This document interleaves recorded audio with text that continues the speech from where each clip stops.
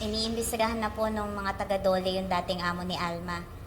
Maraming salamat po sa pag-assist nyo sa amin. Malaking tulong po yun sa kaso ni Alma. Don't mention it. Ginagawa ko lang ang trabaho ko. Alam mo, Atty. Lilet, ang labor force ang isa sa pinaka-inaabuso sa ating bansa. Kaya hindi ako papayag na maargabyado si Alma rito. We share the same principle, attorney.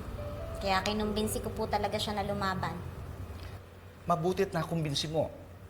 And that is your strength, Atty. Lilet. Nakukuha mo ang loob ng mga tao. Ganun po siguro talaga pag naranasan mo ng maapi. Ito ba ay dahil nakulong ka nung araw? Starter pack pa lang po yun, sir. Buong buhay ko po kasi nakikipaglaban na ako sa pang-aabuso at pananamantala. And that made you a good lawyer. You know, kung minsan may mga misfortunes tayo, but it will deepen our understanding about justice and empathy. Couldn't agree more, attorney. Ipagpatuloy mo lang yan.